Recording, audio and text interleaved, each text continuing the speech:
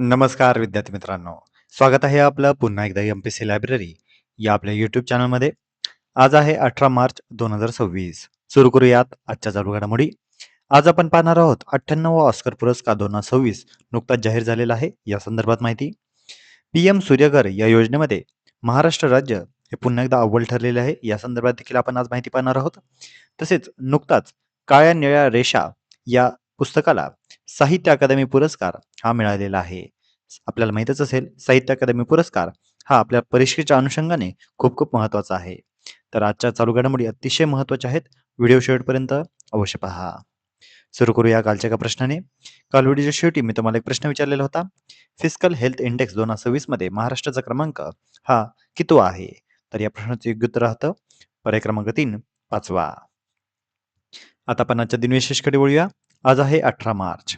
18 March 1919 Rowlatt कायदा हा आजच्या दिवशी अंमलात आलेला होता. कोणत्याही कारणाशिवाय खटला चालविण्याचा व कारागृहामध्ये टाकण्याचा अधिकार हा ब्रिटिश सरकारला या रौलट कायद्यान्वये मिळालेला होता. 18 मार्च 1922 महात्मा गांधींना असहकार आंदोलनाबद्दल 6 वर्ष तुरुंगवास हा झेलावा लागला होता. 18 मार्च 1944 नेताजी सुभाषचंद्र बोस यांच्या आझाद हिंद सेनेने ब्रह्मदेश मार्गे प्रवेश करून भारताच्या ईशान्य सीमेवर ब्रिटिशांचा पाडाव करून तिरंगा आजच्या दिवशी फडकवलेला होता. 18 मार्च 1594 शहाजीराजे भोसले यांचा आज जन्मदिवस. 18 मार्च 1858 डिझेल इंजिनाचा शोध लावणारे संशोधक रुडॉल्फ डिझेल यांचा देखील आज जन्मदिवस. तसेच 18 मार्च हा दिवस दरवर्षी भारतामध्ये ऑर्डनन्स फॅक्टरीज डे म्हणजेच आयुध निर्माण दिवस म्हणून साजरा केला जातो. तर विद्यार्थी मित्रांनो, हे होते आजचे दिनविशेष. आता आपण आजच्या चालू घडामोडींना सविस्तरपणे जाणून घ्यायला सुरुवात करूया. प्रश्न क्रमांक पहिला. 98व्या ऑस्करमध्ये सर्वोत्कृष्ट चित्रपट पुरस्कार कोणत्या चित्रपटाला मिळालेला आहे? तर यासाठीचे पर्याय आहेत पर्याय क्रमांक 1 सिनर्स, पर्याय क्रमांक 2 हेमनेट, पर्याय क्रमांक 3 वन बॅटल आफ्टर अनादर आणि पर्याय क्रमांक 4 सेंटिमेंटल व्हॅल्यू. तर या प्रश्नाचं योग्य उत्तर आहे पर्याय क्रमांक 3 वन बॅटल आफ्टर अनादर. तर विद्यार्थी मित्रांनो, आपल्याला माहितच आहे की परीक्षेच्या अनुषंगाने आपल्याला ऑस्कर पुरस्कार हे अतिशय महत्त्वाचे आहेत आणि या पुरस्कारावर आधारित आपल्याला दरवर्षी वेळोवेळी हे प्रश्न विचारण्यात येतात. त्यामुळे आता नुकतेच 98 ऑस्कर पुरस्कार जाहीर झालेला आहे आणि हा सर्व पुरस्कार तुम्ही 100% नोट डाऊन करून घ्या, कारण आपल्याला आगामी काळामध्ये 101% या घटकावर आधारित प्रश्न विचारण्यात येणार आहे. त्यामुळे सुरू करूयात 98 ऑस्कर पुरस्कार. 98वा अकादमी पुरस्कार सोहळा 15 मार्च 2026 रोजी लॉस एंजेलिसमध्ये पार पडलेला होता. या संपूर्ण पुरस्काराचं सूत्रसंचालन कोनन ओब्रायन यांनी केलं. आता यातील महत्त्वाचे पुरस्कार विजेते कोणकोणते आहेत या संदर्भात पाहूया.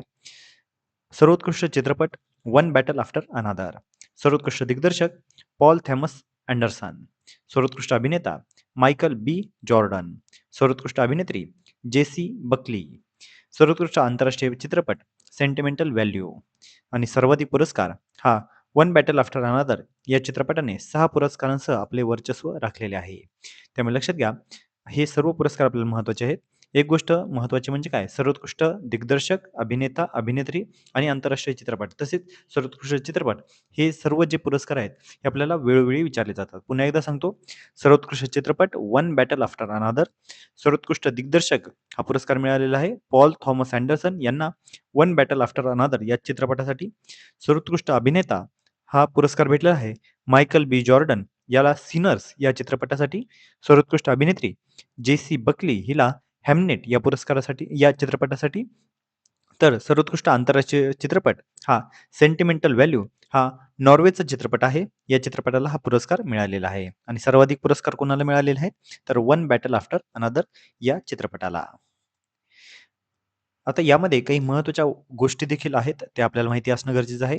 सिनर्स या चित्रपटाच्या सिनेमॅटोग्राफर ऑटम डुरॉल्ड अकॉर्पा या ऑस्करच्या 98व्या वर्षामध्ये इतिहासामध्ये सर्वोत्कृष्ट सिनेमॅटोग्राफी जिंकणाऱ्या पहिल्या महिला ठरलेल्या आहेत. रायन कोगलरच्या सिनर्स या चित्रपटाला सर्वाधिक 16 नामांकने मिळालेली होती, ज्याने टायटॅनिक आणि ला ला लँड यांचा विक्रम मोडलेला आहे. या पुरस्कार सोहळ्यामध्ये अभिनेत्री प्रियंका चोप्रा हिने सादरीकरण देखील केलेले होतं. वळूया पुढच्या प्रश्नाकडे. 2025चा मराठी साहित्य अकादमी पुरस्कार हा कोणत्या पुस्तकाला जाहीर झालेला आहे? तर यासाठीचे पर्याय आहेत पर्याय क्रमांक 1 ययाती, पर्याय क्रमांक 2 काळ्या निळ्या रेषा, पर्याय क्रमांक 3 मृत्युंजय आणि पर्याय क्रमांक 4 कोसला.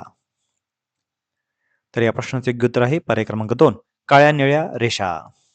काळ्या निळ्या रेषा या साहित्याला नुकताच साहित्य अकादमी पुरस्कार 2025 हा जाहीर झालेला आहे. प्रसिद्ध चित्रकार व लेखक राजू बाविस्कर यांच्या काळ्या निळ्या रेषा या आत्मकथनपर पुस्तकाला 2025 चा मराठीसाठी प्रतिष्ठेचा साहित्य अकादमी पुरस्कार हा जाहीर झालेला आहे. या पुस्तकामध्ये गावकुसाबाहेरच्या वंचित व उपेक्षित समाजाचे संघर्षमय जीवन संवेदनशील आणि प्रभावी शब्दामध्ये मांडलेले आहे. हे पुस्तक राजहंस प्रकाशन यांनी प्रकाशित केलेले असून त्यांच्या पुस्तकाला सलग 4थ्या वर्षी साहित्य अकादमी पुरस्कार मिळण्याचा मान मिळालेला आहे. या पुरस्काराचं स्वरूप काय आहे?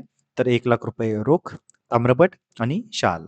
लक्षात ठेवा, काळ्या निळ्या रेषा या आत्मकथनपर पुस्तकाला हे आत्मचरित्र आहे आणि जो साहित्य अकादमी पुरस्कार त्यांना भेटलेला आहे, हा आत्मचरित्राला भेटलेला आहे आणि मराठीतील हा पुरस्कार आहे. त्यामुळे लक्षात ठेवा आणि याचं प्रकाशन कोणत्या प्रकाशनाने केलेलं आहे? तर राजहंस प्रकाशन. पुढच्या प्रश्नाकडे. प्रधानमंत्री सूर्यघर मोफत वीज योजनेच्या अंमलबजावणीमध्ये देशात पहिला क्रमांक कोणत्या राज्याने मिळवलेला आहे? तर या प्रश्नाचे योग्य उत्तर आहे पर्याय क्रमांक 3 महाराष्ट्र. पीएम सूर्यघर योजनेमध्ये महाराष्ट्र हे आता अव्वल ठरलेले आहे. 1 ऑक्टोबर 2025 ते 27 फेब्रुवारी 2026 या कालावधीमध्ये राज्यातील 1,08,327 घरांवर सौर ऊर्जा प्रकल्प बसवण्यात आलेले आहेत. यामध्ये महाराष्ट्र हा पहिल्या क्रमांकावर आहे, दुसऱ्या क्रमांकावर आहे उत्तर प्रदेश, तर तिसऱ्या क्रमांकावर आहे गुजरात. घरगुती ग्राहकांचे दरमहा 300 युनिटपर्यंत वीज बिल शून्य करणे आणि अतिरिक्त वीज विकून उत्पन्नाची संधी उपलब्ध करून देणे हा या योजनेमागचा उद्देश आहे. यामध्ये केंद्र सरकारचे अनुदान किती दिले जाते? तर 1 किलोवॅटसाठी 30,000, 2 किलोवॅटसाठी 60,000 आणि 3 किलोवॅटसाठी 78,000 अनुदान हे दिले जाते. 1 किलोवॅट सौर प्रकल्पातून दरमहा सुमारे 120 युनिट वीज निर्मिती होते. देशभरामध्ये या कालावधीमध्ये 5,57,224 घरांवर सौर प्रकल्प हे बसवण्यात आलेले आहेत. लक्षात घ्या, पीएम सूर्यघर योजनेमध्ये महाराष्ट्र हे अव्वल ठरलेले आहे. पुढचा प्रश्न. दिल्ली खेल महाकुंभ यासाठी ब्रँड अँबॅसेडर म्हणून कोणाची नियुक्ती करण्यात आलेली आहे? तर या प्रश्नाचे योग्य उत्तर आहे पर्याय क्रमांक 3 शिखर धवन. दिल्ली खेल महाकुंभ यासाठी शिखर धवन हा आता ब्रँड अँबॅसेडर ठरलेला आहे. पहिलाच हा दिल्ली खेल महाकुंभ आहे आणि यासाठी शिखर धवन ब्रँड अँबॅसेडर. दिल्ली सरकारने आगामी पहिल्या दिल्ली खेल महाकुंभसाठी शिखर धवन याची नियुक्ती केलेली आहे. 13 फेब्रुवारी 2026 पासून सुरू होणाऱ्या या क्रीडा स्पर्धेचा उद्देश तळागाळातील खेळाडूंना व्यासपीठ मिळवून देणे आणि दिल्लीतील क्रीडा संस्कृतीला चालना देणे हा आहे. पुढचा प्रश्न. वर्ल्ड बॉक्सिंग फ्युचर्स कप 2026 चे आयोजन कुठे झाले? तर या प्रश्नाचे योग्य उत्तर आहे पर्याय क्रमांक 2 Bangkok. World boxing futures cup याचं आयोजन नुकतंच बँकॉक, थायलंड या ठिकाणी 8 मार्च ते 15 मार्च 2026 या कालावधीमध्ये करण्यात आलेलं होतं. याचं स्वरूप होतं अंडर-19. यामध्ये भारताने एकूण 5 पदके पटकावलेली आहेत. यामध्ये 5 पदकांमध्ये 1 सुवर्ण, 3 रौप्य आणि 1 कांस्य असे आहे. भारत या संपूर्ण स्पर्धेमध्ये 4थ्या क्रमांकावर राहिलेला आहे. प्रथम क्रमांक उझबेकिस्तान या देशाला मिळालेला आहे, ज्याने 11 पदके पटकावलेली आहेत. चंद्रिका पुजारी हिने महिलांच्या 51 किलो वजनी गटामध्ये बॉक्सिंगमध्ये सुवर्ण पदक पटकावलेले आहे. तर विद्यार्थी मित्रांनो, या होत्या आजच्या चालू घडामोडी. आजच्या अतिशय महत्त्वाच्या चालू घडामोडी आहेत. तर या चालू घडामोडीवर आधारित मी आता एक प्रश्न विचारणार आहे, ज्याचं उत्तर तुम्ही सर्वांनी आता कमेंटमध्ये द्यायचं आहे. 98व्या ऑस्करमध्ये सर्वोत्कृष्ट अभिनेता पुरस्कार हा कोणी जिंकलेला आहे? तर यासाठीचे पर्याय आहेत पर्याय क्रमांक 1 किलियन मर्फी, पर्याय क्रमांक 2 मायकल बी जॉर्डन, पर्याय क्रमांक 3 लिओनार्डो डिकॅप्रिओ, पर्याय क्रमांक 4 टिमोथी चालामे. तर विद्यार्थी मित्रांनो, तुम्ही सर्वांनी आता या प्रश्नाचे योग्य उत्तर कमेंटमध्ये द्यायचं आहे. जे कोणीही विद्यार्थी या प्रश्नाचे योग्य उत्तर कमेंटमध्ये देतील त्याच्या कमेंटला नक्कीच लाईक देखील देण्यात येईल. तर विद्यार्थी मित्रांनो, या होत्या आजच्या चालू घडामोडी.